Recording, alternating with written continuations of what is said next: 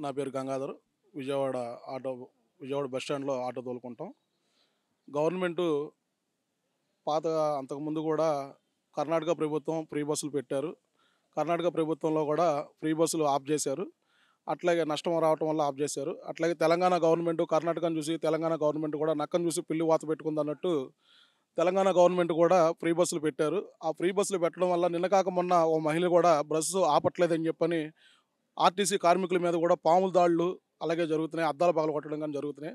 అట్లాగే విజయవాడలో కూడా పెడితే మాత్రం ఎంతోమంది ఆటో కార్మికులు ఉపాధి కోల్పోతారు. భార్య పిల్లలు రోడ్డు మీదకొస్తారు.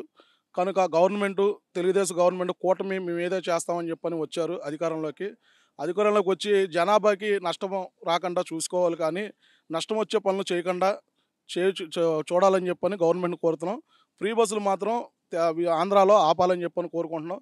లేని పక్షంలో యూనియన్లు అన్నిటిగా కమిటీ వేసుకొని నిర్ణయం చేసుకొని రాష్ట్ర వ్యాప్తంగా ఉన్న కార్మికులందరిని కూడా కలుపుకొని పెద్ద ఎత్తున అసెంబ్లీ ముట్టడి కార్యక్రమాలు కూడా జరుగుతాయి. అలాగే ఆటో డ్రైవర్లు ఆత్మహత్యలు జరుగుతాయి.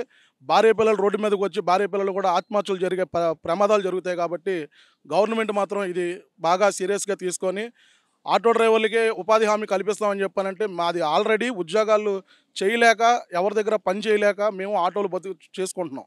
ఆటో మీద బతుకుతున్నాం. ఆటోలో ప్రయాణం చేసేది ఎక్కువ శాతం మహిళలే. మహిళలు 60% మహిళలు ప్రయాణం చేస్తారు. 40% జెంట్స్ ప్రయాణం చేసినా వాళ్ళు కారు అవైలబిలిటీ ఉంటుంది, కారు తోలుతారు.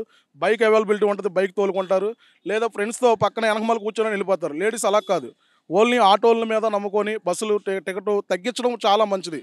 ఇప్పుడు రూ. 20 ఉన్న ఆర్టీసీ బస్ ఛార్జీని రూ. 10 చేయడం, రూ. 15 చేయడం బాగుంటుంది కానీ పూర్తిగా ఫ్రీ బస్సులు పెట్టడం అనేది కరెక్ట్ కాదు. గవర్నమెంటు నారా లోకేష్ గారు కానీ అలా పవన్ కళ్యాణ్ గారు కానీ చంద్రబాబు నాయుడు గారు కానీ ఈ విషయాన్ని గట్టిగా తీసుకొని కార్మిక శాఖలో అవసరమైతే కార్మికులతో నాయకులతో కూర్చోబెట్టి నాయకులుగా మాట్లాడితే ప్రతి ఒక్కరు కూడా యూనియన్ సంఘాలుగా ఉన్న ప్రెసిడెంట్ సెక్రటరీని రాష్ట్ర వ్యాప్తంగా పిలిచి వాళ్ళతో కూటమిగా కూర్చోబెట్టి మాట్లాడితే గవర్నమెంట్ దానికి వివరణ ఇస్తారు.